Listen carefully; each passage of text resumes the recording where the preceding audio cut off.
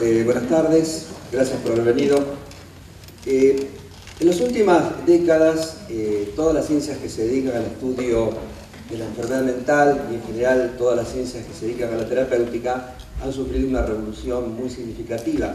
Todos los paradigmas, todas las concepciones, todo lo que sabíamos se ha derrumbado y tenemos que comenzar a comprender las cosas de un modo diferente. Y entre una de las cosas fundamentales que la moderna ciencia de la salud mental insiste una y otra vez es imaginar que la enfermedad no es algo negativo, que la enfermedad no es un mal erradicar, sino que la enfermedad hay que comprenderla y que una de las raíces fundamentales de cómo tenemos que pensar la enfermedad es imaginarla como la pérdida de la paz dentro de cada uno de nosotros, como si la enfermedad fuera un síntoma, un testimonio de que hemos perdido la paz, que hemos perdido la felicidad, que hemos perdido la dicha. Y si nosotros echamos una mirada alrededor de nosotros, alrededor del mundo, vemos cuánta falta de paz, cuánta desdicha y cómo la enfermedad mental en las últimas décadas han crecido insistentemente. Nunca la medicina, nunca la terapéutica ha avanzado tanto como en las últimas décadas y nunca hubo tanta enfermedad como ahora. Esto quiere decir que algo estamos haciendo mal, que tenemos que pensar las cosas diferentes. Yo le voy a pedir que por un momento ustedes se olviden de todo lo que conocen o todo lo que han escuchado en torno a la bipolaridad y traten de seguir lo que les voy contando, lo que les voy transmitiendo como fruto de 30 años de experiencia de trabajar con la bipolaridad. Y al final vamos a abrir a preguntas, vamos a dialogar todo lo que podamos. Existe, desde el principio de nuestra vida, del momento que nacemos, la necesidad de cada uno de nosotros cuando fuimos bebé, de todos los bebés, la necesidad de satisfacer 3 necesidades fundamentales para poder sobrevivir. Y la que satisface esas necesidades es la madre. La primera de estas necesidades vamos a llamarla sintonía, comunicación.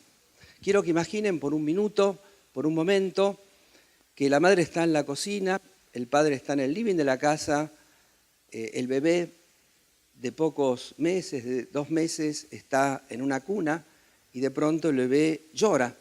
Y los varones, sobre todo los varones primerizos, ante ese hecho de que el bebé está llorando, lo primero que hacemos es ver dónde está el botón de apagado porque no tenemos la menor idea de qué llora, por qué llora el bebé. Y la madre desde la cocina dice, quiere que lo levantes. Y uno lo levanta el bebé y el bebé se calla. Al rato volvemos a poner el bebé en la cuna, el bebé vuelve a llorar y uno, con la experiencia adquirida, ampliando el pecho con seguridad, levanta al bebé y ¿qué ocurre? El bebé sigue llorando. Y la madre de la cocina dice, no, ahora quiere que le des agua. Y uno le da agua y el bebé efectivamente se calma. Lo vuelve a poner en la cuna, al rato el bebé vuelve a llorar, uno lo levanta, sigue llorando, le da agua, sigue llorando, y la madre de la cocina dice, no, ahora quiere que lo cambies. Y uno se pregunta, ¿cómo hace la madre para saber lo que el bebé quiere? Este fenómeno, hoy sabemos por todos los desarrollos de la neurociencia, que tiene que ver con unas estructuras que se llaman neuronas espejo, que se relacionan con la capacidad de empatía, la capacidad de comprender sin necesidad de pensamiento, sin necesidad de lenguaje, que es muy importante en la mujer comparativamente con el varón y mucho más activa y mucho más importante en la mujer embarazada y en la madre. El bebé llora porque tiene un dolor. El bebé no tiene hambre. Nosotros conceptualizamos el hambre. El bebé le duele el hambre, lo que nosotros llamamos hambre, para el bebé es un dolor. Y el bebé llora y la madre se acerca y le da el pecho y el bebé calma su dolor y llena el vacío de su estómago. Esa experiencia, entonces el bebé aprende que llorando logra satisfacer su necesidad. El bebé aprende a pedir. ¿Recuerdan madres presentes? ¿Quiénes son madres acá? Un montón. ¿Recuerdan cuando de pronto el bebé todavía no era la hora de que tenía que tomar pecho y entonces el bebé empezaba a lloriquear? Y la madre decía, pero bebé querido, ¿qué te pasa? Si todavía no es la hora. Es que el bebé es chiquito, pero no es tonto, no quiere que le vuelva a doler. Y llora anticipando el dolor del hambre para convocar a la madre para que le dé satisfacción a esa necesidad.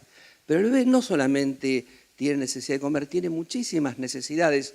En la neurociencia se habla de 67 llantos diferentes. Se establece un diálogo, una comunicación entre la madre y el bebé. Ese llanto se transforma en mensajes que la madre decodifica y se lo responde en respuestas correctas. Y ustedes imaginen que de pronto nosotros, con la edad que tenemos, jóvenes como nosotros, de pronto cuando alguien no nos comprende, a lo mejor nos ponemos tensos, nos irritamos. ¿Cómo puede ser que no me entiendas? Piensen esto en un bebé en donde que la madre entiende por qué llora, le va la vida. Entonces, el bebé llora de muchas maneras diferentes porque tiene muchas necesidades distintas. Y establece un código de comunicación con la madre. Cada tipo de llanto representa un pedido diferente. Yo no sé cómo lo hacen las madres, pero las madres responden a la necesidad del bebé con esto que se llama sintonía o comunicación. Pero ¿qué ocurre cuando la madre no entiende lo que el bebé expresa con su llanto? Lo que se ve es que el bebé deja de llorar, el bebé deja de pedir, el bebé comienza a aislarse, el bebé comienza a retraerse. Y es como si de alguna manera en el bebé se produjera una especie de huella, una especie de trauma, una especie de herida frente a una situación adversa que está viviendo, que la madre no lo comprenda. Es cierto y es natural y es normal y no pasa nada cuando la madre se equivoca y responde de un modo incorrecto o no comprende bien el mensaje del bebé. Pero ocurre que a veces ninguno de los pedidos del bebé son comprendidos. Es natural que la madre no comprenda siempre, que la madre se equivoque, pero a veces ocurre por una serie de fenómenos, una serie de procesos, que la madre no entiende ninguno de los mensajes del bebé o responde siempre con la misma pauta. Cada vez que el bebé llora, le da de comer. Cada vez que el bebé llora, le da de comer. Cada vez que el bebé llora, le da de comer. Y el bebé deja de llorar, deja de pedir, se aísla. Este proceso es tan significativo que en casos extremos, y esto no es metáfora, esto es realidad, el bebé hasta puede morir. Hay una patología infantil del bebé que se llama depresión anaclítica, marasmo, que puede conducir a la muerte. Literalmente el bebé puede morir por falta de comunicación. Y no es romanticismo, es clínica. Ahora bien, ese bebé que tuvo estas huellas de falta de sintonía, de falta de comunicación, cuando era bebé, crece, pero lleva en sí esta huella, lleva en sí esta herida, lleva en sí esta vulnerabilidad.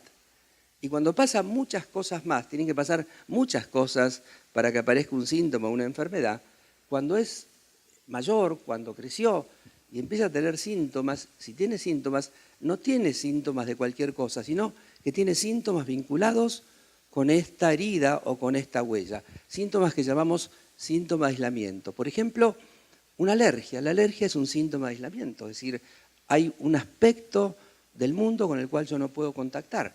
Claro, si yo tengo alergia, por ejemplo, a las fresas o tengo alergia a un marisco, mi vida puede circular tranquilamente, tendré esa limitación, pero bueno, puedo vivir sin comer fresas. Pero hay alergias, por ejemplo, hay personas que tienen alergias al sol o alergias de contactos muy masivas, que cualquier cosa que tocan le producen una reacción. Su vida se convierte en un infierno. Si yo tengo alergias, por ejemplo, a los hipopótamos, ¿qué posibilidades caminando por la calle de Los Mochis yo puedo encontrarme con un hipopótamo? Entonces mi vida circula tranquilamente, pero hay personas que las alergias son muy masivas, muy restrictivas, lo aíslan del mundo. Pero así como las alergias, las fobias, esos miedos exagerados, que las fobias son alergias psicológicas. Es el mismo perro con diferente collar.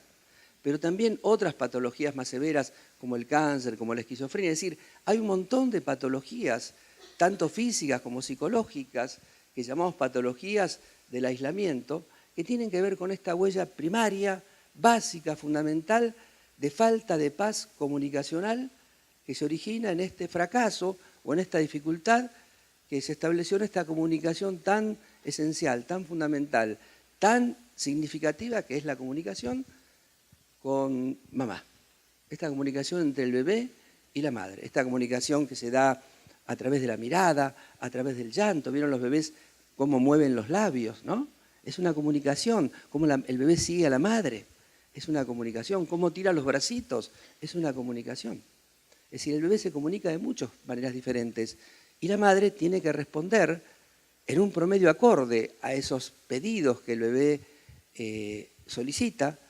Pero si esto fracasa, deja una herida, que llamamos herida de abandono, una huella de abandono. El bebé lo siente así, siente como que no me dan lo que necesito, a esto llamamos abandono, carezco de lo que aquello que me pueda sostener, y le queda una huella que si pasan, decía, otras cosas más tienen que pasar, se desarrolla un sufrimiento que tiene que ver con esto que llamamos patologías del aislamiento, de los cuales le di algunos ejemplos, algunos graves, como es el caso del cáncer y la esquizofrenia, algunos no tan graves, como algunos tipos de alergia, o simplemente a veces la persona simplemente tiene un comportamiento relativamente aislado. Es una persona introvertida, le cuesta socializar, ¿no? Esas personas que parecen que tienen una desconexión profunda con los afectos. ¿Vieron ese programa de televisión de Big Bang Theory? ¿Vieron ese personaje Sheldon Cooper? Esas personas que están desconectadas de los afectos o desconectadas del cuerpo. Ahí tenemos este tema de la sintonía, este tema de la comunicación, a lo que puede lugar la falta de comunicación. Pero además de este tema de sintonía, hay otra función fundamental. Recuerden que decíamos que había 3 temas centrales. Una segunda es el tema de que la madre tiene que ayudar a que el bebé, que ese chico se vaya diferenciando, se vaya creando su autonomía, creando su propia identidad. El bebé lo único que puede hacer cuando nace es respirar. Para el resto de las cosas necesita de la madre. Ustedes saben que hubo un salto evolutivo filogenético muy importante, que fue el desarrollo del cerebro, que obligó a que nosotros, los seres humanos, a diferencia del resto de los animales, naciéramos y nuestro cerebro se desarrollara en las 2/3 partes fuera del vientre materno. No pasaba por el canal de parto y necesita madurar fuera del vientre materno. Y este hecho de maduración del cerebro fuera del vientre materno, que hace que todos nazcamos prematuros, que no podamos valernos por nosotros mismos. Vemos un perrito que nació y al poco tiempo se acerca a la teta de la madre para tomar la teta. El bebé no puede hacer eso. El bebé depende de que lo alcen, de que lo levanten. Tiene una inmadurez biológica. Eso hace que se establezca una relación con la madre única, fantástica, esa relación de dependencia, de simbiosis que hay entre la madre y el bebé, esa especie de ecología que durante sobre todo los primeros 9 meses de vida fuera del vientre materno se establece entre el bebé y la madre, única, exclusiva, extraordinaria, pero que pareciera que el bebé y la madre fueran uno. De pronto la madre está en la cama hablando con su marido, viendo televisión, y si al bebé le pasa algo, y va y efectivamente el bebé tiene fiebre. O la madre está deprimida y el bebé empieza a llorar. O la madre tiene un problema y el bebé hace una otitis. ¿No? Es decir, hay una comunicación como si fueran una sola persona. Y necesitamos esa dependencia materna, necesitamos esa simbiosis materna para poder sobrevivir. Pero una cosa es tener 9 meses y otra cosa es tener 40 años y seguir siendo dependiente. Yo muchas veces en la clínica veo varones que tienen con sus esposas relaciones como si fueran sus madres. Y mujeres que dicen, en mi casa hay 3 niños, mis 2 hijos y mi marido. Varones que no buscan mujeres, sino que buscan madres sustitutivas, que no pueden valerse por sí mismos, ¿o no? Entonces, es cierto que el bebé tiene que depender, y es cierto que la madre, y es bueno que la madre sea sobreprotectora. Esa es la tarea materna. Pero una cosa que el bebé tenga 3, 2, 1, y otra cosa que tenga 40, 50 o 30. Entonces, la madre tiene que ayudar a que el bebé se diferencie, que el bebé empieza a ser una persona separada de mamá. Permíteme, hay una experiencia que jugamos con los bebés cuando son bebitos, ustedes recordarán, no está, acá está, no está, acá está, ¿recuerdan? Y el bebé se ríe a carcajadas y uno se pregunta, ¿cómo puede ser que un juego tan estúpido los haga reír tanto a los chicos? Es un signo de este proceso que estoy diciendo de ir reconociendo que somos diferentes, que somos distintos, que te vas, que apareces, que desapareces, que apareces. El bebé progresivamente va construyendo una identidad, un yo propio separado de la madre. Pero si no lo hace, si la madre no deja que el bebé se independice, no permite que el bebé crezca, si la madre no tolera que el bebé se diferencia, pueden aparecer un conjunto de patologías, hay una huella de no poder separarse que da lugar a muchas cosas. Por ejemplo, la psicopatía tiene que ver con esto. La psicopatía, algunas patologías narcisistas, algunos autismos, en fin, hay un conjunto de patologías que tienen que ver con esta experiencia de fracaso de la madre en ayudarlo a que el chico se diferencie, que el chico sea una persona distinta. Claro, en esto también hay grados, hay gradientes. Hay casos muy extremos, pero nosotros vemos todos los días gente muy dependiente, gente que no tiene decisión propia, que no tiene pensamiento propio, gente influenciable, gente que es como una hoja en el viento, que según cómo va el viento, según lo que piensa. Uno tiene que construir su propia identidad, su propia autonomía, y cuando esto fracasa da lugar a un conjunto de patologías como las acabo de mencionar. Y el tercero, y que es el tema que nos convoca hoy, es otro tipo de experiencia fundamental en la vida que el bebé necesita, que es la experiencia de contacto. Nada sustituye al contacto, nada sustituye al abrazo. El bebé necesita ser alimentado por la piel. El bebé necesita ser acariciado, ser tocado. La madre le puede leer un poema de amor de cómo la madre o cómo el padre ama a su hijo, pero el bebé lo que necesita es que lo toquen. ¿Cuántas veces hoy día decimos, necesito un abrazo, necesito que me abraces? Y nada puede sustituir. Imaginen lo que es para el bebé esto. Para el bebé esto es absolutamente central. Quiero que piensen esto. Cuando el bebé está preparado para nacer, cuando ya alcanzó su madurez, el bebé emite una señal de oxitocina que llega a los receptores de oxitocina que están en el cervix, es decir, esa zona que cierra el útero. Se abre para dar lugar al trabajo de parto. Y el bebé nace literalmente bañado en oxitocina, que es una neurohormona que tiene que ver con el amor, que tiene que ver con el apego, que tiene que ver con el disfrute, que tiene que ver con el placer, que tiene que ver con unas cosas bien interesantes de bienestar, de paz. Y así nace el bebé, acariciado, envuelto por este tema, que también tiene que ver, la oxitocina, con el apego. Y el bebé necesita esto porque en pocos minutos más después de nacer se le corta el cordón umbilical y el bebé se separa, pierde este complemento anatómico y se obliga a una serie de circunstancias muy diferentes de a cómo vivía en el vientre materno. Ahora, esas mismas circunstancias en las cuales yo nací, todos nacimos bañados en oxitocina, en el apego, el placer, el amor, etcétera, etcétera, se reproducen de la misma manera cuando nosotros, por ejemplo, nos abrazamos.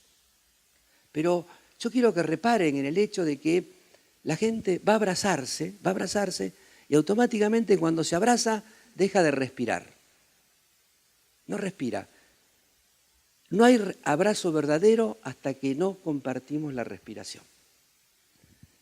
Y no solamente es importante porque no hay abrazo verdadero hasta que no compartimos la respiración, sino cuando yo te voy a abrazar y no compartimos la respiración, sabemos hoy por la neurociencia que los niveles de estrés del organismo se elevan.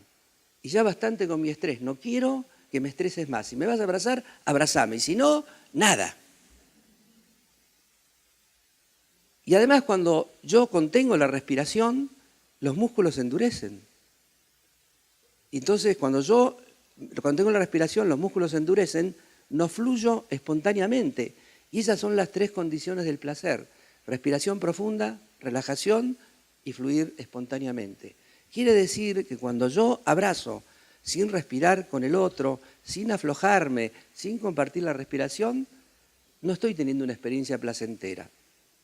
Todo lo contrario, estoy teniendo una experiencia que fomenta el estrés. El contacto, la caricia, es absolutamente necesaria para nuestra vida. Pero nosotros somos tan especialistas en el arte de amargarnos la vida, los seres humanos somos tan neuróticos, que en lugar de pedir caricia hemos inventado una profesión que es el acariciador profesional, que son los masajistas. Broma aparte, necesitamos volver al tema del abrazo, al tema del contacto, al tema de entender que los afectos expresados en la caricia no es algo que bien que ocurra, sino es un nutriente de la vida como el oxígeno, como los alimentos. Necesitamos las caricias, necesitamos los abrazos, necesitamos el contacto. Y el bebé los necesita mucho más. Y cuando el bebé no los tiene, cuando le faltan las caricias, cuando le faltan los abrazos, o cuando la madre lo toca, pero la madre está pensando en la lista del supermercado, es decir, que la madre no está en la caricia o el abrazo, o el padre o quien sea, se deja entonces, cuando esto ocurre sistemáticamente, una huella en el bebé, una huella que tiene que ver con el basamento de esto que nosotros llamamos bipolaridad. Es decir, la bipolaridad tiene que ver con el temor a la pérdida, tiene que ver con que en el principio de nuestra vida nos faltó caricia, nos faltó abrazos, nos faltó apapachos.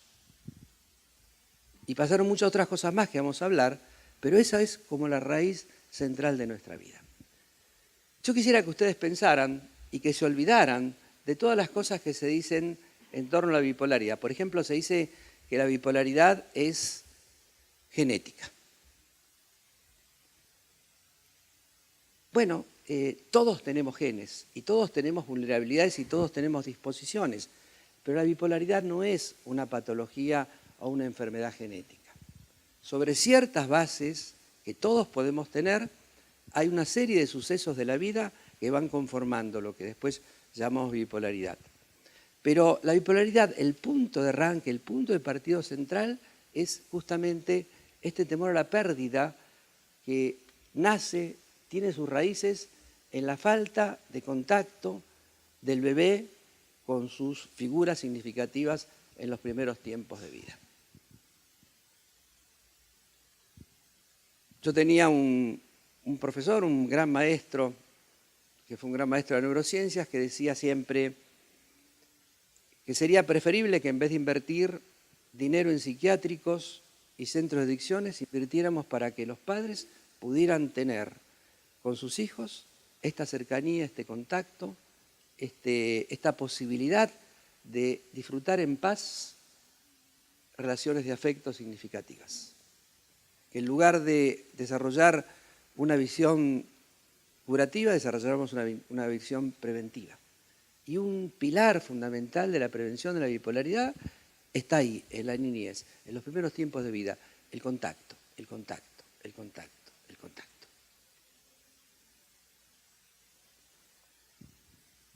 ¿Qué es la bipolaridad? Miren, los seres humanos, de modo muy esquemático, podemos dividirnos en 2 grupos. Un grupo que tiene un modo de funcionamiento cerebral y psicológico que se llama verbal o analítico, cuyo tema central es la memoria, la concentración, es decir, todo el sistema tal como vemos que se estudia en la escuela, en la universidad o en el colegio secundario. Memoria y concentración, análisis. Y otro grupo de seres humanos, vamos a ir a la otra mitad, tiene otro tipo de pensamiento basado en imágenes, basado en comprensión, no en memoria y concentración, sino en comprensión y atención.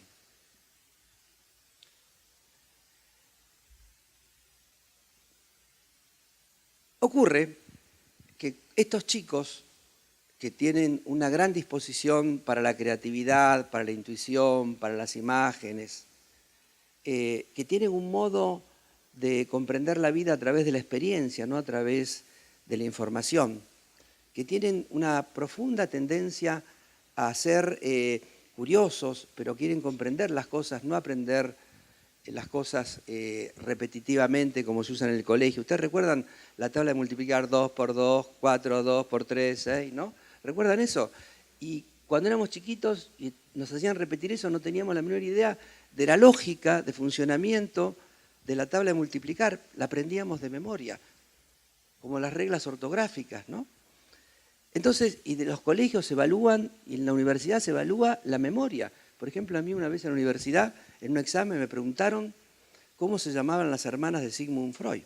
¿A quién le importa cómo se llamaban las hermanas de Sigmund Freud? Es decir, nos hacen estudiar de memoria cosas, pero no entendemos procesos. Y esos chicos que sí le interesan los procesos, que sí le interesa la comprensión, que sí le interesa estar atento a todos, la curiosidad, aprender por la experiencia, sufren mucho en la escuela, porque la escuela no está preparada para enseñar a estos chicos. Y entonces esos chicos que tienen esta disposición se sienten en la escuela como un chico problema. Así en la escuela lo tratan. Enseguida le diagnostican gatillo fácil diagnóstico, déficit atencional, esto, el otro, problemas. Es un chico problema, es un chico que no se adapta al sistema educativo, cuando el sistema educativo tendría que adaptarse a las necesidades del chico. Y entonces ahí, y escuchen lo que le voy a decir, después de muchos años de trabajar con la bipolaridad, uno de los factores que provoca la bipolaridad es la escuela.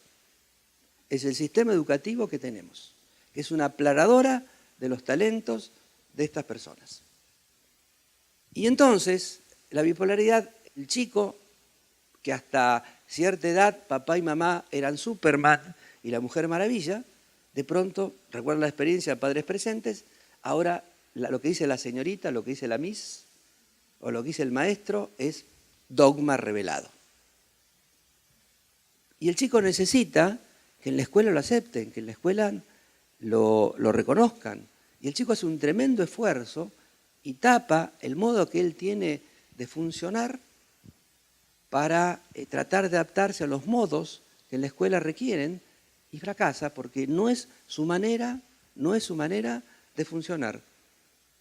La escuela es una máquina de generar problemas en los chicos.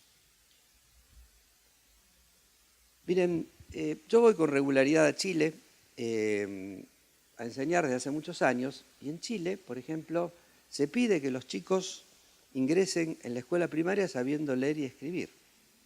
Los chicos antes del primario lo que tienen que hacer es jugar, no aprender matemáticas, lógica, idiomas, leer y escribir. Tienen que jugar, porque el juego no es solo una recreación, el juego es un elemento de madurez esencial para el chico. Los países en el mundo de mejores sistemas educativos, de mejores rendimientos educativos, no tienen enseñanza preescolar. Los chicos se les fomenta el juego, porque el juego desarrolla esquemas en la persona fundamentales para su madurez, su desarrollo y capacidad de comprensión. Entonces, en psicología se dice, en psicología infantil se dice que se evalúa la salud del chico por su capacidad de juego. Eso deberíamos aplicarlo también en los adultos, no solamente en los chicos. Porque los adultos somos aburridos, ¿no? Y esto es importante, al chico no se le deja jugar, pero jugar no con videojuegos. Jugar con esos juegos de crianza, esos juegos que desarrollan actitudes, habilidades que se convierten en procesos fundamentales de la madurez y la salud. Un chico que no juega es un chico que el día de mañana va a ser un adulto enfermo. Y un chico que no juega, ya te dejo, a los juegos que tiene que jugar va a ser un adulto que tiene problemas.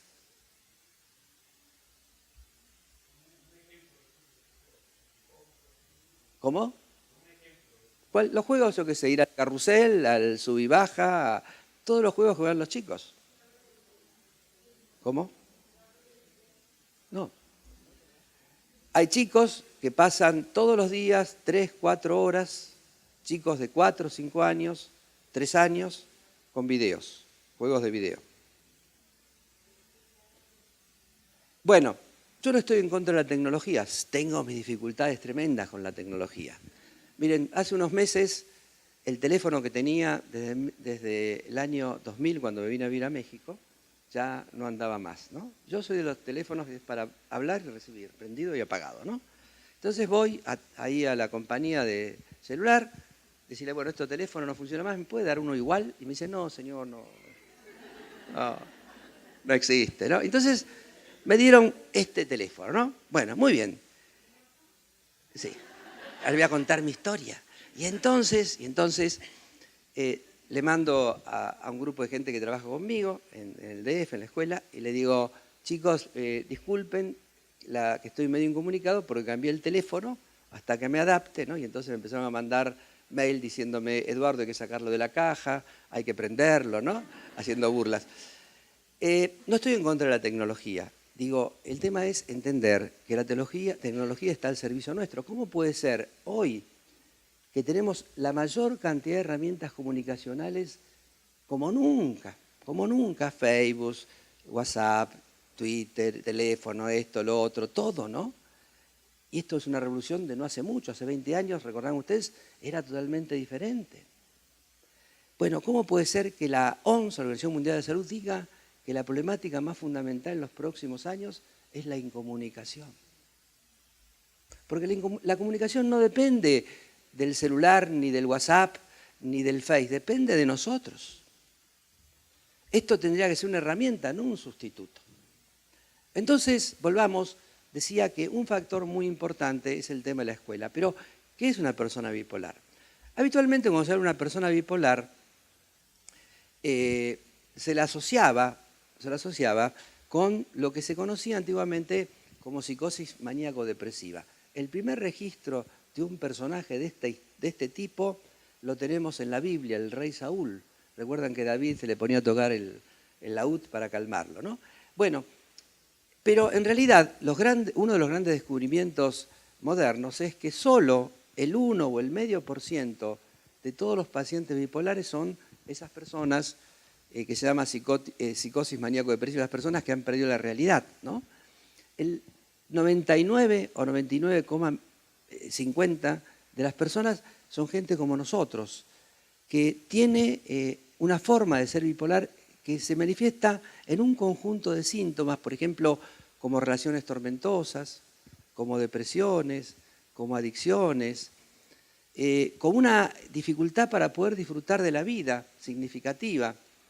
Y eso es lo que hace que la bipolaridad se ha convertido hoy día en una epidemia, para llamarlo de alguna manera, en uno de los grandes problemas de la terapéutica y la medicina, porque no solamente plantea un desafío a la comprensión, sino que los números son tremendamente crecientes. Hoy, cuando hablamos de espectro bipolar, nos referimos a un montón de cosas, como son depresión, como es manía, como es adicciones, como es síndrome de pánico, como es déficit atencional, como es dislexia, relaciones tormentosas.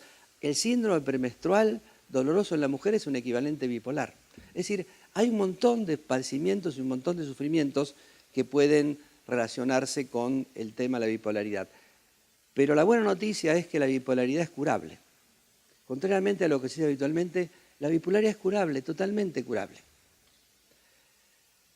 Empezando por entender que la bipolaridad no es un engendro ajeno, sino que la bipolaridad es el desarrollo patológico de una potencialidad que muchos seres humanos tienen. Si ustedes leen poesía, algunos poetas, por ejemplo, este gran poeta mexicano Sabines, ¿no? O Fernando Pessoa, el portugués, o muchísima gente, o pintores, o creativos, o mucha gente, eran gente bipolar. Hasta los tuétanos bipolares. Y que no fueron creativos a pesar de su bipolaridad, sino gracias a la bipolaridad. Porque la bipolaridad puede ser un gran talento. Todos estos genios que revolucionaron con el tema de la computadora, de Facebook y todas estas cosas, son todo gente que si ustedes analizan su vida, hablan con ellos, son gente bipolar. Simplemente que ha canalizado constructivamente su bipolaridad. Es decir, la bipolaridad a veces es desdichada, pero a veces la bipolaridad es un recurso dichoso en nuestra vida. Entonces tenemos que cambiar el chip y pensar la bipolaridad desde otro lugar. Pero la bipolaridad no solamente se manifiesta como síntomas psíquicos, es decir, como estas conductas que les mencionaba, inestabilidad emocional, relaciones tormentosas, manía, depresión, sino que también muchas veces la bipolaridad se manifiesta a través del cuerpo. Es decir, la bipolaridad se presenta como un síntoma corporal. Por ejemplo, la psoriasis es un equivalente bipolar. Hay muchos síntomas que son depresiones en el cuerpo. Por ejemplo, una anemia. La anemia la ferrosa, es una depresión. ¿Cuántas veces las personas se separan, rompen, se muere un ser querido y hacen cuadros de anemia ferrosas? Y dicen, no, deprimido no estoy, lo único que estoy un poquito anémico. Exactamente lo mismo. Es como aquella persona que dice, yo intolerante no soy alérgico, ¿no? Es exactamente lo mismo. Entonces, el cuerpo, hay que entender que la bipolaridad muchas veces está en nuestro cuerpo, está como un síntoma corporal. Afectos, cuerpos y relaciones forman parte de una misma estructura, no podemos separarlo. Y así hay personas que llevan la bipolaridad emocionalmente y hay personas que llevan la bipolaridad sin tener aparentemente rasgos emocionales, la llevan como síntomas en el cuerpo. Eso hace que la bipolaridad sea una preocupación y un sufrimiento muy extendido y que plantee a la terapéutica desafíos realmente fantásticos. Pero hay una cuestión muy importante de la bipolaridad que tiene que ver con la violencia y que tiene que ver con la falta de paz y que tiene que ver con muchas de las cosas que nosotros vemos en el mundo moderno. Hace poco, en un evento que me invitaron a hablar sobre los desafíos contemporáneos de la terapéutica, yo hablaba y contaba que hay que entender las patologías, sobre todo las patologías emocionales o las patologías psicológicas, también como fruto del entramado de las cosas que nosotros vivimos en la vida. Ustedes recuerdan hace años atrás, hoy estamos reviviendo de nuevo eso, pero hace años atrás, antes de la caída del muro de Berlín, que se hablaba del mundo bipolar. ¿Se acuerdan de eso? Este tema, el bloque soviético y el bloque... ¿Recuerdan esto? Eso es una bipolaridad tal cual. Es decir, uno no podía ser gris, tenía que ser blanco o negro. Eso es lo que le pasa al bipolar. El bipolar es una persona que no integra polaridades, que está arriba o está abajo, pero no puede estar en el medio, no puede estar en una posición equilibrada. Es de derechas o es de izquierda, no puede ser del centro. Y ese enfrentamiento, ese antagonismo irreconciliable, esa manera de organizar la vida, de organizar el mundo, lleva naturalmente a la violencia. Ustedes recordarán, o por lo menos los que tenemos edad, cuando cayó el muro de Berlín, los diarios decían una nueva era de paz se avecina. Tenemos un mundo distinto y nunca se mató más gente, nunca hubo más guerra que después de la caída del muro de Berlín. Es que la paz no es una cuestión estructural, exterior, sino que la paz es algo que tiene que estar dentro de nosotros. Y la enfermedad es una pérdida de la paz interior, en la cual participan el modo social en el cual vivimos, en el cual la sociedad se mueve. Y es una sociedad que fomenta los antagonismos, que fomenta los conflictos y por lo tanto fomenta la bipolaridad. ¿Se entiende este concepto? Por lo tanto, nosotros tenemos que dar, como decía Krishnamurti, no buscar los cambios estructurales que siempre nos conducen a los mismos lugares, sino tenemos que cambiar nosotros y en la medida en que cambiemos nosotros, el entorno, dentro de nosotros, en nuestro núcleo familiar, las cosas van a empezar a cambiar. Yo pertenezco a una generación en América en la cual de los años 60 todos estos movimientos que había de querer salvar el mundo, de querer salvar la Argentina y querés saber el país, que terminaron como terminaron. El cambio no puede ser de esa manera, el cambio tiene que ser algo interior. Y esto mismo lo podemos llevar al tema del paciente bipolar. El paciente bipolar tiene que hacer un cambio desde él, un cambio interior, un cambio de vida. Por lo tanto, la bipolaridad es sanable, la bipolaridad es curable, pero necesita que el paciente cambie de vida. Y cuando digo cambio de vida, no estoy hablando solamente de un cambio de una medicina, sino un cambio radical de vida. Les doy un ejemplo para que se entienda lo que quiero decir. Todos conocemos esta patología que es el cáncer. El cáncer, un grupo de células, dice no quiero morir, esto se llama no se ajusta al programa de apoptosis, y muta, deja de necesitar oxígeno para vivir. Quiero que imaginen que esas células que están viviendo en un medio tóxico dicen nosotros queremos respirar, no queremos morir y mutan para poder sobrevivir. El tumor cancerígeno es un intento de sobrevivir. Nosotros le adjudicamos desde una cuestión antropocéntrica una intencionalidad maligna, decimos un tumor maligno. El tumor no tiene ninguna intención malvada contra nosotros. Pero yo trabajo todos los martes con pacientes con cáncer y uno le dice al paciente, mire, tiene un medio tóxico, tiene que cambiar su vida, tiene que cambiar la alimentación, tiene que cambiar un montón de cosas y los pacientes dicen, no, yo voy a hacer quimio, voy a hacer radio, no quieren cambiar de vida y así les va. La enfermedad es producto de una vida, producto de una historia, lo que hay que cambiar es la vida y la historia para poder sanar. Uno puede remitir los síntomas, pero si no cambia de vida no sana la enfermedad. Y esto es absolutamente esencial de entender en todas las enfermedades y en la bipolaridad.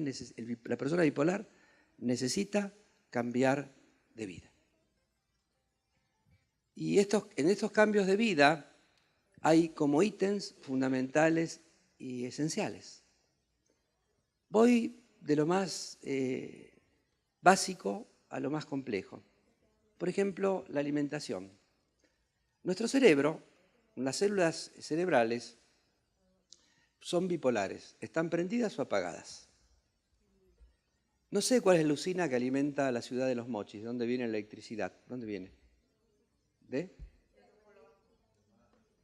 Del mar. Bueno, muy bien, ¿cómo se dice? Del mar, ¿no?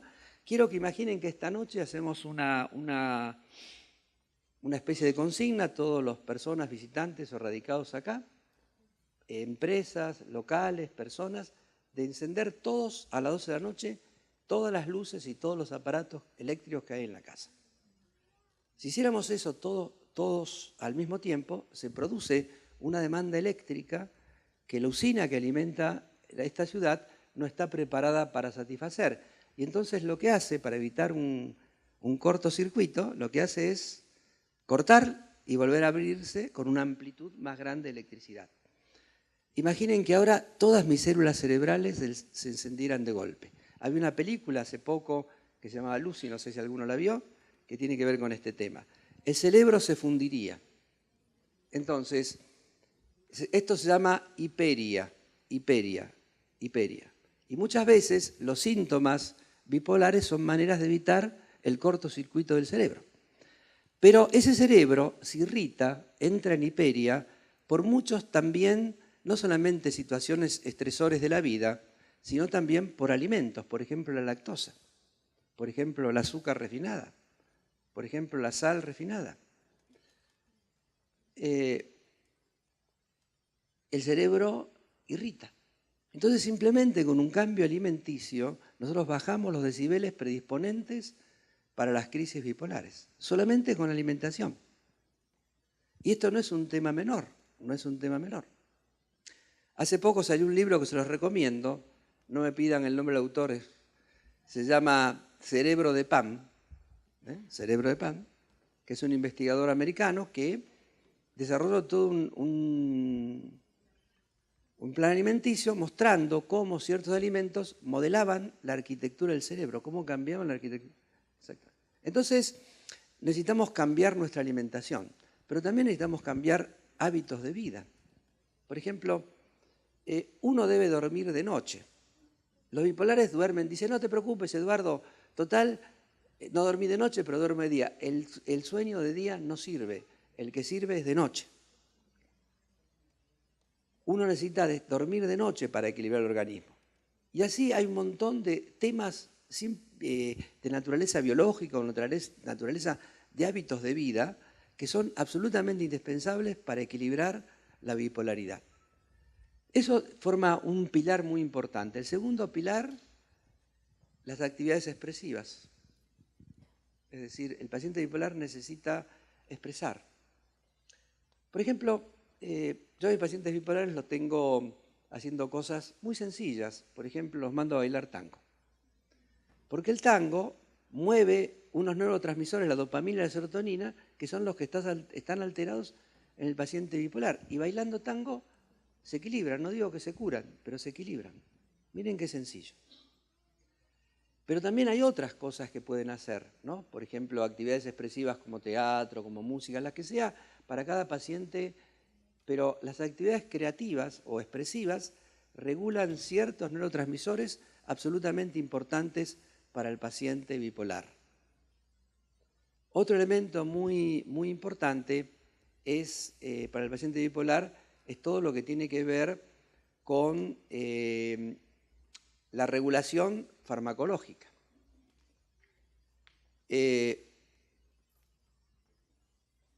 Y acá tenemos que recurrir muchísimo a mucha serie de elementos que provienen de medicinas naturales. Hay en la medicina natural muchísimos recursos, la homeopatía, las flores, en fin, muchísimos recursos muy adecuados y muy útiles. Quiero que reflexionen en esto.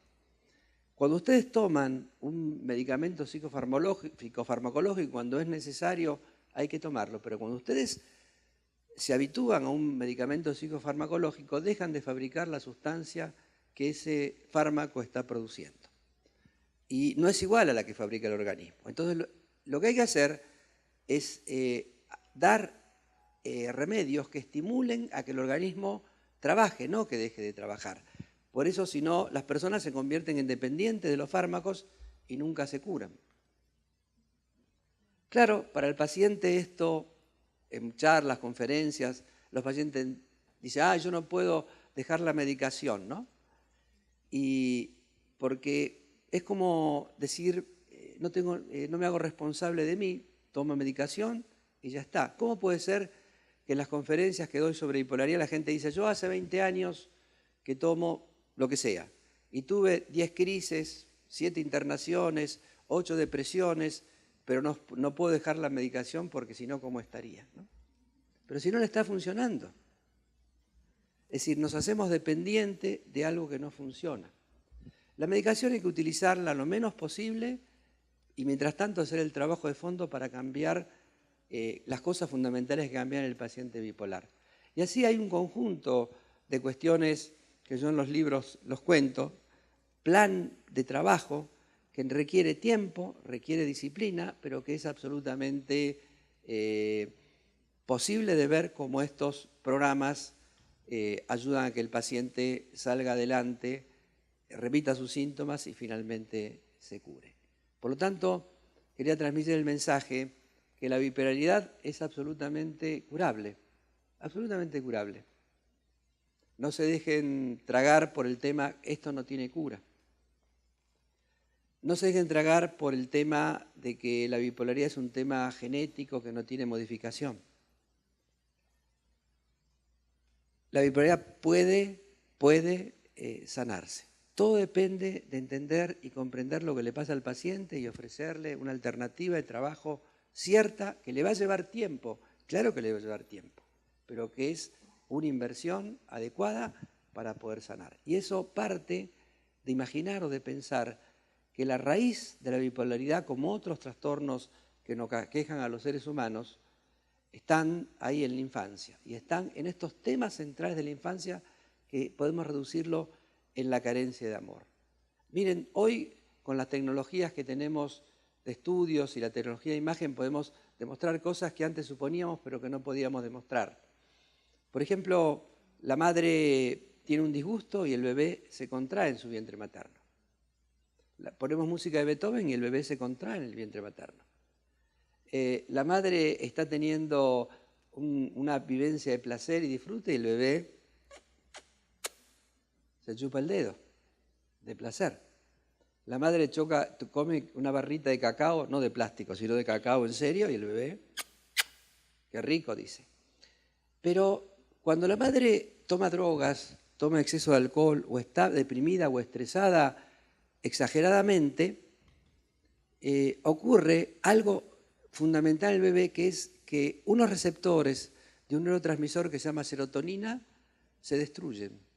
Y estos receptores tienen que ver con la capacidad de asimilación del amor. Son personas que después, cuando nacen, son incapaces de tener experiencias amorosas en su vida.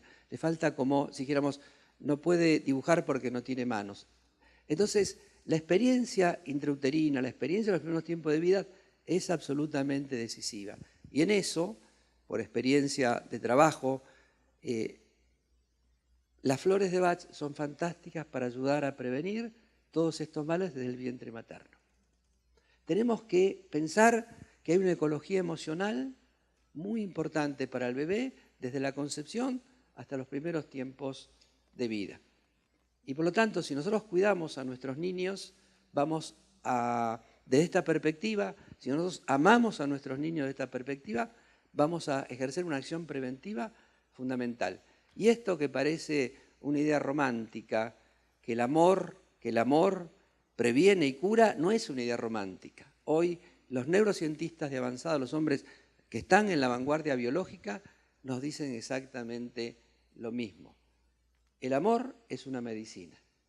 Y el bebé que es alimentado con amor es un bebé que tiene una disposición a la salud mayor que un bebé que carece de amor. Y un bebé que crece en la violencia, que crece en la falta de paz, es un bebé que tiene una predisposición totalmente diferente. Por eso, la labor terapéutica, la labor de los terapeutas es ayudar a que los pacientes sean felices en la vida, no en los consultorios, sino en la vida. Y uno lleva huellas de infelicidad y huellas de amargura y huellas de dolor que trae de la infancia. Una de ellas es la bipolaridad. La bipolaridad es una manera de sufrir por falta de amor infantil. ¿Preguntas que quieran hacer? Fuerte. Al principio habló sobre lo que es el nacimiento de los bebés. En el nacimiento de los bebés hablo yo sobre lo que es una cesárea. En la sustancia ahí, ¿qué reacción hay sobre los bebés que nacieron por cesárea? Ningún acontecimiento único determina nada en nuestra vida. Es decir, hay bebés que nacen por cesárea y no tienen ningún problema. Hay bebés que nacen por cesárea o que nacen por parto natural y tienen muchos problemas, ¿no? Es decir, nunca es un evento único lo que determina. No es lo importante lo que nos pasa, sino lo que hacemos con lo que nos pasa. Sí. La siguiente pregunta es sobre lo que habla de dormir en la noche. ¿De los? De dormir en la noche. Hablo Sí. yo por la gente que está en una parte y transferirse a lo que es otro país en diferentes horarios. Sí, digamos, hay alteraciones de horarios. El tema es cuando una persona crónicamente no duerme de noche o crónicamente altera sus ciclos circadianos y esto le genera, está estudiado, le genera problemáticas severas que son difíciles de modificar. Por eso, en el caso particular, digo, los bipolares que tienen que dormir, pero que tienen que dormir de noche.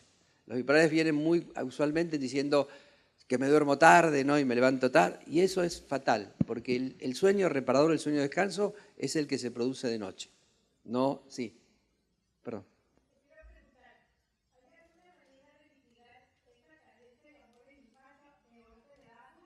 Sí, hay muchas cosas, remedios florales, homeopatía, terapia neural, hay un montón de cuestiones que ayudan muchísimo. Ahora, lo que no se vivió, no se vivió, pero uno puede transformar las cosas significativamente. Sí, sí. Sí. Se habla de que la bipolaridad tiene ciclos. O sea, si se pone mal en diciembre, el próximo diciembre por cuestiones afectivas. ¿Es en realidad cíclico esto? Bueno, los bipolares son muy influenciables por los cambios ambientales, por los cambios emocionales, por las pérdidas, son muy influenciables. Y hay presentación de bipolaridad justamente son patologías cíclicas, es decir, pasan así, pasan así. O en eventos, por ejemplo, hay pacientes bipolares que cuando llega la primavera hacen crisis. Otros pacientes bipolares cuando llega Navidad hacen crisis. Es decir, no, se dice habitualmente que no hay, se presentan las crisis sin razón. Hay razón. Es decir, una razón que tiene que ver con la historia de la persona, que de pronto dice, bueno, vas a saber qué eventos le pasaron las Navidades y siempre hace esto. Pero sí, son cíclicos, pero hay una razón siempre que los provoca. ¿Es más común la bipolaridad en los hombres o en las mujeres? Bueno, en realidad, estadísticamente, hay más bipolares mujeres que hombres. Pero hay sus temitas ahí. Por ejemplo, los hombres tienen mayor dificultad para contactarse con todo lo que tenga que ver con la tristeza. Y ese es un puntito, ¿no? Ahora, lo que ocurre es que la bipolaridad es una patología afectiva, tímica, y las mujeres tienen mucho mayor contacto con sus afectos que los varones. Y la bipolaridad está muy relacionada con los ciclos hormonales. La mujer tiene mucha mayor relación con el tema hormonal, ¿no? La mujer es lunar, sigue el ciclo de la luna, no lunática, sino lunar. Muy bien. Ahora, claro, entonces, eso, ¿no? Sí. Para un niño, yo tengo un niño adoptivo, y hay cosas que no entiendo. A veces puede ser por que viene del vientre materno. Sí. Ahora, yo le digo a todos, no solamente por lo que usted me comentó, ¿no? Sino le digo a todos, miren, los chicos lo que necesitan no ser entendidos, necesitan ser amados. Si usted lo ama, no se preocupe por nada más, aunque no lo entienda. Los bipolares, además, ni siquiera se entienden ellos a ellos mismos. Los bipolares no entienden, por eso siempre están, nadie me comprende, porque son ellos los primeros que no se comprenden. Los chicos necesitan el amor. Si ustedes los aman, aunque no los entiendan, miren, es mucho más lindo esta frase que nosotras veces es una frase masculina, ¿no? Lo entiendo, pero no lo acepto. Es mucho más lindo decir, lo acepto aunque no lo entienda. El bebé, los chicos necesitan, como todos los seres humanos, amor, no ser entendidos. Ser aceptados, no ser entendidos.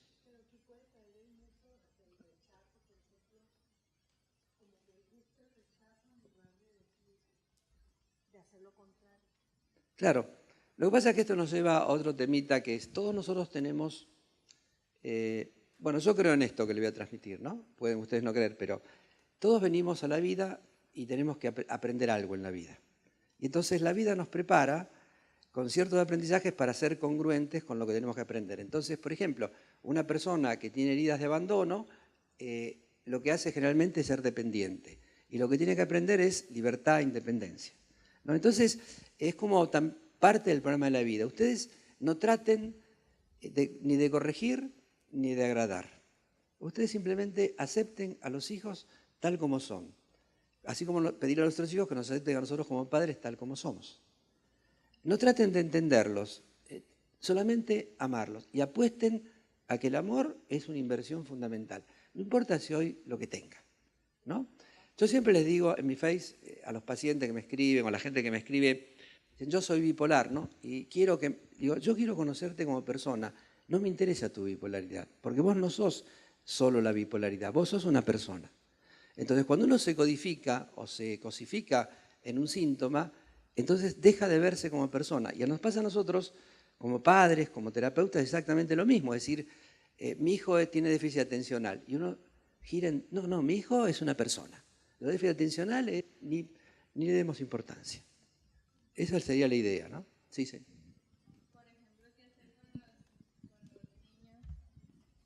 Por ejemplo, ¿qué hacer con los niños que, como dice usted, que ahora lo que es el sistema educativo no se adapta a las necesidades?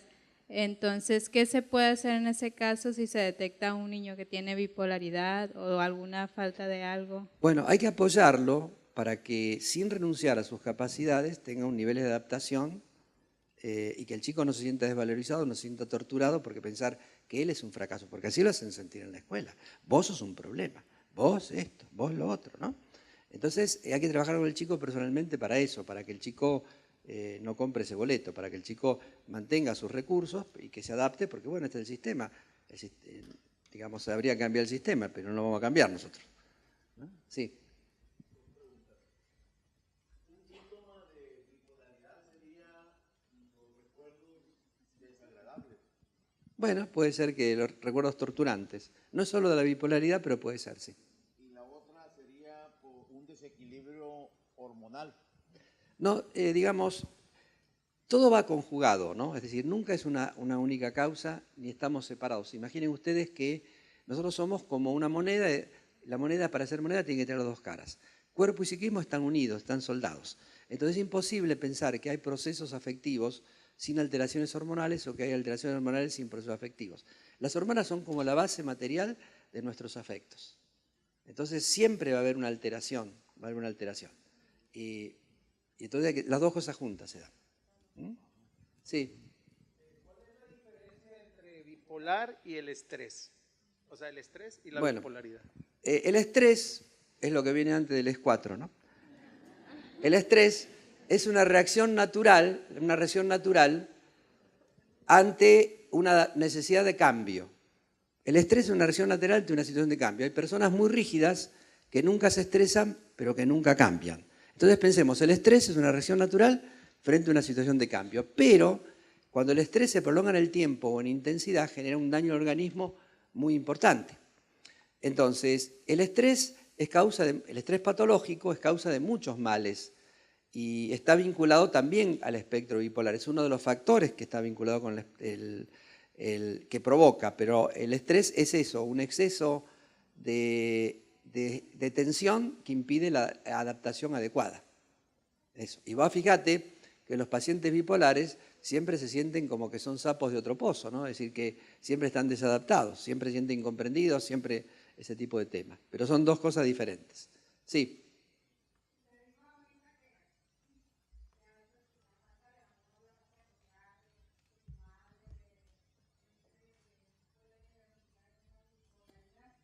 Me pregunto yo si tiene que ver, por ejemplo, el entorno y la actitud de la persona para salir adelante con ese problema.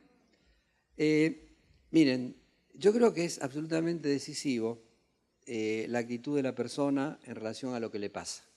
Ajá. Hay personas que no quieren curarse, hay personas que no quieren salir adelante. Ahora, no es solamente una cuestión de voluntad, porque a veces la gente le dice a personas que están deprimidas, échale ganas, poné voluntad. Si tuviera ganas, no estaría deprimido. Justamente, el tema de la depresión es no tener voluntad. Entonces, uno tiene que ayudarlo a que el paciente concientice eso, pero querer curarse es, casi te diría, una decisión. Y querer estar enfermo también es una decisión. Uno tiene que hacerse responsable de la salud y de la enfermedad.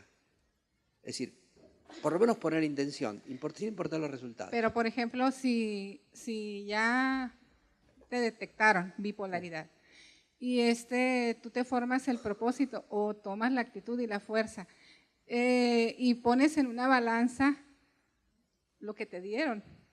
Por un lado no te dieron cariño, pero por otro lado te dieron protección, amor de cierta manera. Sí, no hay que juzgar ni hay que culpar. Sí, entonces tú pones en una balanza y dices, no, sí me quisieron, sí tuvieron amor para mí. Y te formas un entorno, formas tu familia y un entorno, entonces ahí sí había posibilidades. Claro, ahora no te olvides, te puedo tutear, ¿no? Sí, claro que sí. No te olvides. Por supuesto que sí. Gracias. No te olvides que los chicos no piensan como pensamos nosotros. Sí. Entonces el chico de pronto no le compran algo que quiere y siente que es una falta de amor. Entonces no lo miremos desde la perspectiva nuestra, sino miremos la perspectiva del chico. Pero vuelvo a decir, yo creo que siempre hay esperanza. El tema es que hacer un trabajo. Y importa mucho la intención, porque este trabajo terapéutico a veces uno sube, uno entra, uno baja, ¿no? No es continuo, pero digamos, uno tiene que decidir realmente querer salir adelante. Definitivamente. Sí, Gracias. Sí. De nada. Sí, a ver, dale. ¿Qué se puede hacer cuando se presenta una situación, cuando el niño está dentro de una institución y las los proyectos o las planeaciones de las maestras no se adecuan al niño, pero el niño ya está como que muy etiquetado. ¿Qué medidas o qué situación se puede hacer cuando ya siente uno como madre que el niño está muy señalado? Bueno, las flores pueden ayudar, pero yo te voy a contar una pequeña historia, a ver si luego transmites la idea. De hecho, ya está en tratamiento con las flores de Bach. Entonces confía en eso. Pero te voy a decir una idea. Mira, yo tengo 3 hijos. Mi hijo mayor es físico, tiene 35 años, pero esto te voy a contar de cuando era chiquito. Tenía 8 años. Entonces iba a un colegio privado. Y entonces un día me llaman del colegio porque me decían que Hernán tenía un comportamiento que no era acorde al colegio. Entonces le pregunto, ¿cuál es el comportamiento? Dice, porque cuando le habla al maestro no baja la cabeza. Y yo lo agarré, se fue a sacar a mi hijo del colegio. Dice, este no es un colegio para mi hijo. Es decir, no tenemos que cargar a nuestros hijos las patologías de los colegios. Y hay colegios que son muy patológicos. Entonces yo lo digo, pero digo, hay colegios muy patológicos, muy enfermantes. Entonces, no podemos cambiar el sistema, pero sí podemos darle a nuestros hijos ciertas herramientas para que se adapten a la realidad, ¿no? Y que logren ir adelante, porque no, digamos, hay cosas que no podemos cambiar, ¿no? Es decir, yo, por ejemplo, en la universidad, cuando era profesor, te obligan a bibliografía obligatoria, ¿no? Uno tiene los programas de estudio, tiene que dar una bibliografía obligatoria. Y yo pienso que el alumno tiene que preparar los temas con la bibliografía que quiera, basta que sepa de los temas, no de los libros que yo leí y no de lo que yo pienso. Tiene que saber el tema. Si lo sabe, adelante. Pues no, nosotros tenemos que pasarle la aplanadora a los alumnos con los conocimientos que nosotros pensamos que son los conocimientos. En los colegios pasa exactamente lo mismo, ¿no? Es decir, hay que luchar para que nuestros hijos no se desestimen, se fortalezcan y entiendan que la sociedad del colegio no es un lugar paradisíaco, no es un útero fantástico, no es una placenta, sino que los colegios padecen las mismas cosas que padecen en la sociedad. Es decir, en la sociedad hay violencia, en la sociedad hay malestar, en la sociedad hay falta de paz. Eso mismo pasa en los colegios. Por eso vemos este tema del bullying, que es tremendo, ¿no? Gracias. Bueno, doctor, aquí yo le hago una pregunta aquí. Lo que pasa es que yo me quedo pensando ya en los adultos, cuando tenemos en nuestro entorno de trabajo o en nuestro mismo hogar personas que sufren bipolaridad. Pues yo sé que tomar la decisión de un cambio es algo muy personal, pero nosotros como, pues que estamos alrededor de ellos, ¿de qué manera podemos ayudar o de qué manera podemos entender esta parte? Bueno, no pierdan de vista esto, no somos terapeutas de nuestros amigos ni nuestros familiares. Nuestros familiares lo que necesitan es que nosotros los aceptemos y querramos, nada más. No hagan nada más, solo quererlos y aceptarlos, quererlos y aceptarlos. Nada más. Dejen en las manos de los terapeutas o los profesionales las labores profesionales. Ustedes solo los quieren. Entonces las mujeres también. Ahí por ahí dicen a las mujeres no hay que entenderlas, sino quererlas. Yo les voy a decir un pequeño secreto. Yo desde chico vivo entre mujeres, muchas tías, muchas primas. En la universidad es como acá, 200.000 mujeres, 3 varones. En la facultad que yo estudiaba. Los pacientes que yo tengo, 99% mujeres. Los cursos que doy, 90% mujeres, 10% de hombres. Entonces yo creo que he aprendido a lo largo de la vida a comprender un poco a la mujer. Algunas amigas, yo no sé cómo tomar esto que me dicen, hablar con vos es hablar como una amiga, no sé cómo tomarlo. Pero, ¿qué es lo que he aprendido? ¿Qué es lo que he aprendido? Yo ahora aprendí a que pongo cara de que entiendo. No entiendo nada, pero pongo cara.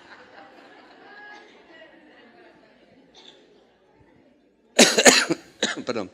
Buenas tardes. Las flores de Bach son recomendables para las embarazadas y si lo son, ¿de qué manera les ayuda? Sí, son. Todas las flores son recomendables para todas las personas en todo momento, las embarazadas más. Es decir, el bebé está tomando flores a través de la madre y el bebé vive una serie de cosas que las flores lo ayudan a mejor sintonía, a mejor estado, a protección, a no estar a los vaivenes afectivos hormonales que la madre puede tener, ¿no? Son fantásticas. Y yo te puedo asegurar, hay muchos estudios ya hechos de los bebés nacidos, concebidos, por así decir, que tomaron flores durante todo el embarazo, lo diferente que son. Te lo puedo asegurar. Entonces es una buena recomendación para los chicos las flores, y para los grandes también, pero para los chicos es muy importante. ¿Y la dosis es diferente a una persona? Hay que ver con el terapeuta, eso en cada caso particular hay que verlo, sí. Okay. Mi otra preguntita, yo ahorita estoy viendo en la familia, con mis sobrinos, hijos y todo, que en la juventud hay mucha rebeldía. Inclusive, en mi caso, por decir así, nacen en un entorno pues de amor, de cariño, que no les ha faltado atención, todo eso.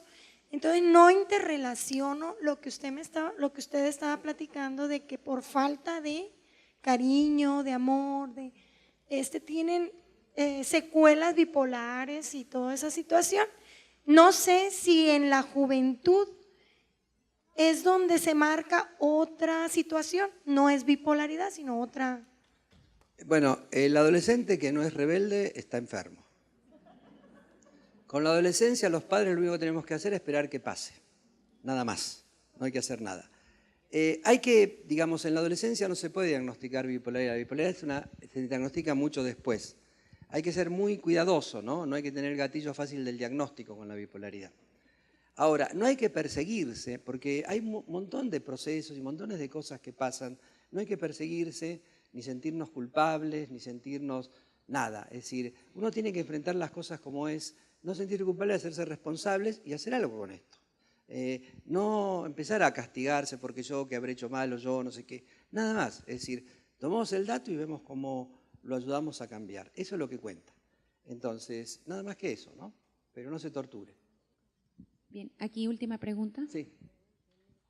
Hace un momento comentó sobre la medicina y la incapacidad de tal vez que la persona vaya a producir la sustancia que está ingiriendo al estarse medicando. El tratamiento que le da a las personas con bipolaridad, ¿de qué manera le afecta? Bueno, hay un concepto que son drogas endógenas, es decir, vos fabricás el litio naturalmente. Pero si yo empiezo a tomar litio, vos empezás a tomar litio, llega un momento en el cual dejas de fabricarlo y el litio exterior nunca llega a tener las cualidades de tu propio litio. Entonces, hay una serie de estrategias que se llaman de precursores, es decir, ayudarte a que tu organismo, en lugar de sustituirte, lo fabrique. Entonces, yo trabajo mucho con eso, medicina ortomolecular, precursores, es una serie de técnicas que ayudan a que el organismo se estabilice y aprenda a estabilizar solo, ¿no? Eso. ¿Vieron, por ejemplo, que andan mucha publicidad de esos gimnasios en la casa? Mientras usted está leyendo, le están haciendo un aparato, ¿no? Y ya eso sustituye. No, eso no sustituye nada. Es decir, el deporte es el deporte, el caminar es caminar y nada lo sustituye, ¿no? Acá es exactamente lo mismo. Entonces, hay una serie de recursos que, digamos, de la ciencia más pura, de la ciencia madura, de la medicina más estricta, hay una serie de recursos muy útiles, muy buenos, por ejemplo la terapia neural, que es una práctica médica que es fantástica para estos temas. Entonces hay una serie de recursos que tenemos que utilizar, y no seguir bajo la dependencia psicofarmacológica. Es decir, yo no estoy en contra de los psicofármacos, digo, hay que usarlos el tiempo que sea necesario, pero mientras tanto desarrollar una estrategia para que el paciente se independice del psicofármaco, porque si no, se cronifica, nunca cura y no se modifica. Esa es la experiencia clínica, ¿no? Sí, claro. Sí. Sigo como criterio general. Lo que pasa es que los pacientes habitualmente prefieren, en lugar de hacer el trabajo que tienen que hacer, tomar psicofármacos porque eso no los cura, pero no le trae ningún trabajo. Eso es el tema, ¿no? Entonces es como lo que decía de la maquinita para la gimnasia en los pies mientras estás viendo televisión. Eso es la publicidad, fíjense ustedes lo patológico. Siéntese a ver televisión y mientras tanto haga, en lugar de... ¿Cómo andamos de tiempo? ¿Una más? Bueno. Yo quería preguntarle sobre adultos. ¿Solo yo quería o...? Quiero. Quiero preguntarle sobre los adultos bipolares. Usted está hablando de la infancia, de que se puede detectar la bipolaridad. puede ser que un adulto empiece con una bipolaridad a una edad. Sí, claro. Ajá. Sí, Sí. detonando alguna experiencia fuerte. Sí, claro, generalmente experiencia de pérdida o de cambio, ¿no? Ujú. Sí, claro, hay personas que tienen, digamos, la bipolaridad es un modo de funcionamiento y a veces puede convertirse en desdichada. Y a veces puede parecer, por ejemplo, hay mujeres que con los cambios hormonales del climaterio hacen el cuadro bipolar. Entonces simplemente es poder adelantarse, poder ver y poder ayudar a las personas a evitar males mayores, ¿no? Ahora, quítenle el dramatismo a la bipolaridad. La bipolaridad es un problema de salud como una gripe. Evidentemente sé la diferencia entre una gripe y un trastorno bipolar, pero es un problema de salud. No dramaticemos, no hagamos estigmatización. Bueno, pienso que la gente le tiene miedo a hablar de la bipolaridad, ¿no? Pienso yo que es cuando las personas aceptamos que somos bipolares, es un gran avance. Es un gran avance y tampoco martirizarnos, ¿no? Somos personas normal con un padecimiento y eso es lo que somos, ¿no? Pero sí saber que somos bipolares. Porque hay personas, no soy bipolar, no quieren aceptar, como que le tienen miedo, ¿no? Pienso yo que al aceptar que somos bipolares es un gran avance. Okay. Bueno, yo les agradezco que hayan venido, que me hayan aguantado. Piensen en lo que conversamos, no hace falta que crean en lo que les digo, yo les transmito la experiencia. Pueden leer los libros, ahí está más desarrollado, pero les transmito la experiencia de muchos años de trabajo con el tema bipolar. Tengan fe que la bipolaridad es absolutamente curable, que la bipolaridad es remitible, que uno puede cambiar, estabilizarse y tener una vida feliz, dichosa, estable, bien, productiva, pero hay que hacer un trabajo, como en todas las cosas, hay que hacer una inversión de esfuerzo terapéutico, de cambio de vida, y eso ayudaría significativamente a uno dejar atrás el dolor, ¿no? El dolor. Y finalmente, no teman probar, prueben todo lo que les parezca adecuado, porque no hay una sola medicina la que cura, pero los recursos, a lo mejor lo que le funciona a una persona no funciona en otra. Entonces, hay que abrirse a posibilidades diferentes. Hay personas que con ciertos tratamientos le va muy bien y otras con otros tratamientos le va muy bien. Y eso no podemos establecer estándar en la cura de la bipolaridad, sino que tenemos que abrirnos a otra manera de ver las cosas. Muchas gracias. Fuerte el aplauso para Eduardo Greco. Muchas gracias al doctor Eduardo Greco. El doctor Eduardo viene a graduar a la primera generación de terapeutas florales de aquí de Mochis. Y muchísimas gracias. Muchísimas gracias.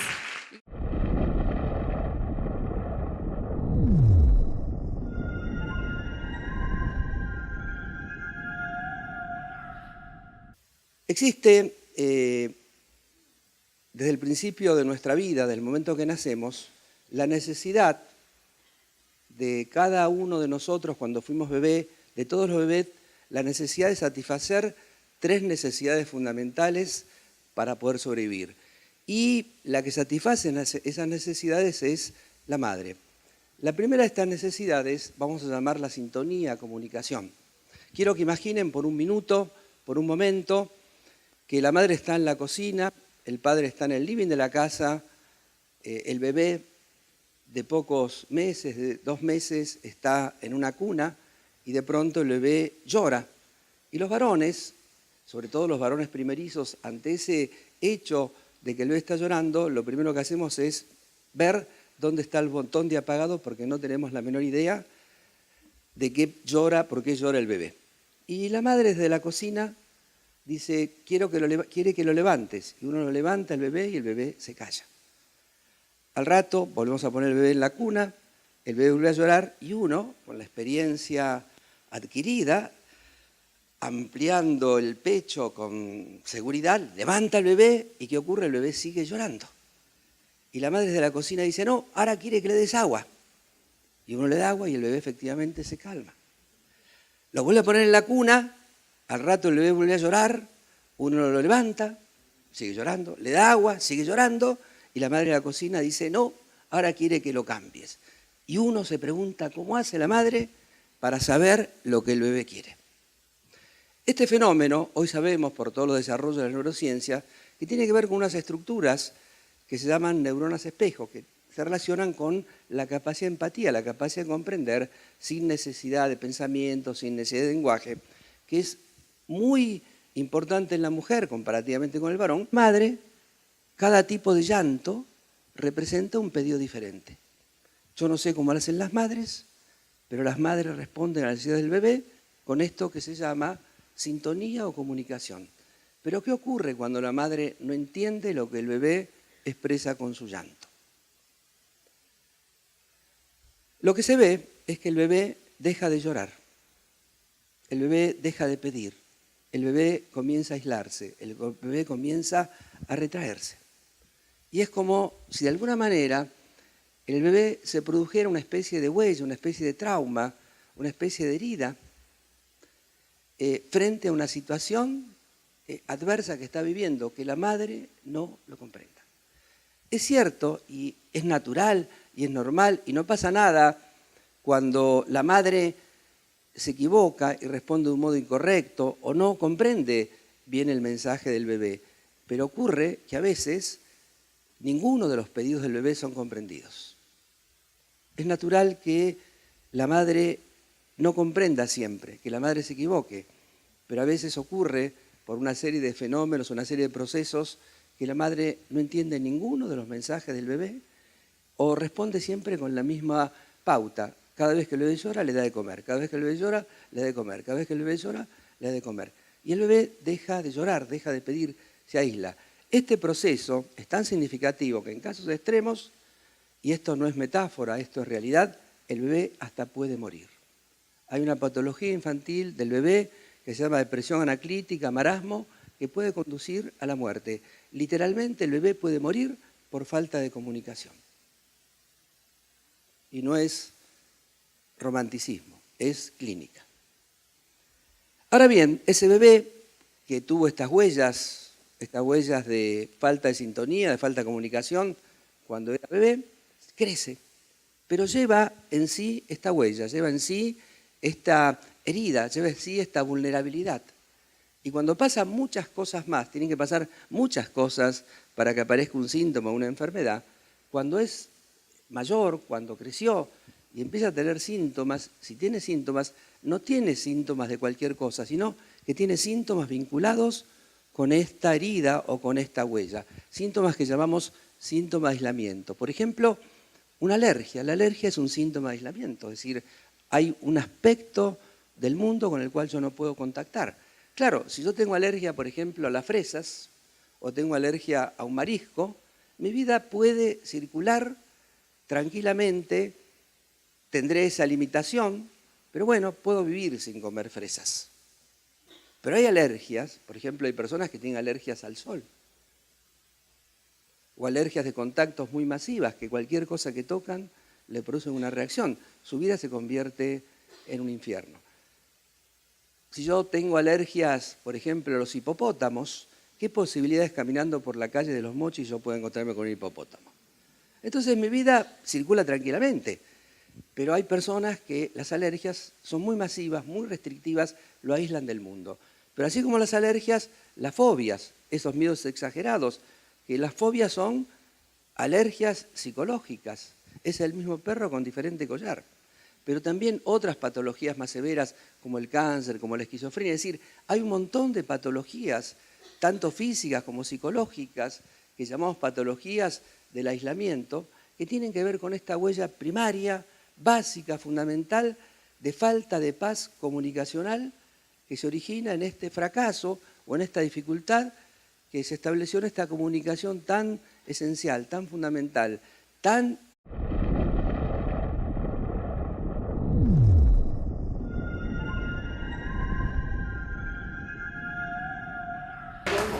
Buenas tardes, gracias por haber venido.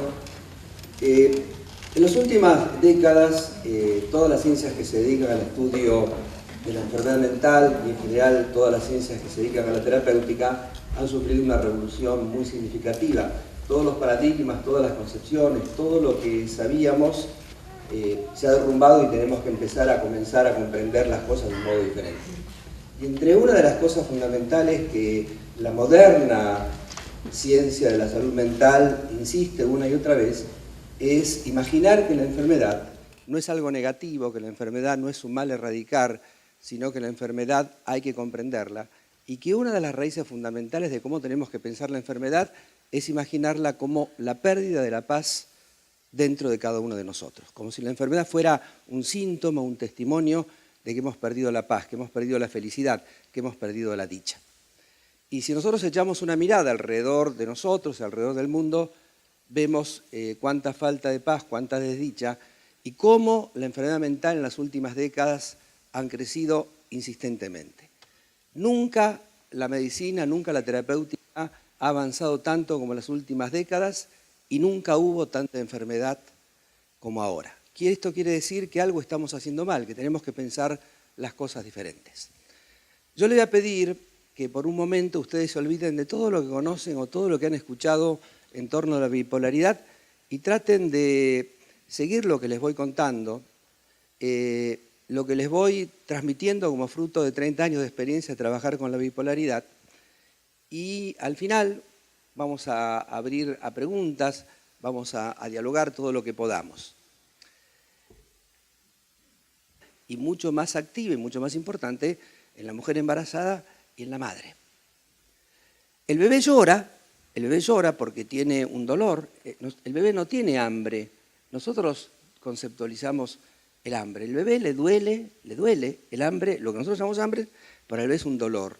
Y el bebé llora y la madre se acerca y le da el pecho y el bebé calma su dolor y llena el vacío de su estómago. Esa experiencia, entonces el bebé aprende que llorando logra satisfacer su necesidad. El bebé aprende a pedir. ¿Recuerdan madres presentes? ¿Quiénes son madres acá? Un montón. ¿Recuerdan cuando de pronto el bebé todavía no era la hora de que tenía que tomar pecho y entonces el bebé empezaba a lloriquear y la madre decía, pero bebé querido, ¿qué te pasa? Si todavía no es la hora. Es que el bebé es chiquito pero no es tonto, no quiere que le vuelva a doler y llora anticipando el dolor del hambre para convocar a la madre para que le dé satisfacción a esa necesidad. Pero el bebé no solamente tiene necesidad de comer, tiene muchísimas necesidades. En la neurociencia se habla de 67 llantos diferentes. Se establece un diálogo, una comunicación entre la madre y el bebé. Ese llanto se transforma en mensajes que la madre decodifica y se lo responde en respuestas correctas. Y ustedes imaginen que de pronto nosotros, con la edad que tenemos, jóvenes como nosotros, de pronto cuando alguien no nos comprende, a lo mejor nos ponemos tensos, nos irritamos. ¿Cómo puede ser que no me entiendas? Piensen esto en un bebé en donde que la madre entiende por qué llora, le va la vida. Entonces el bebé llora de muchas maneras diferentes porque tiene muchas necesidades distintas. Y establece un código de comunicación con la madre.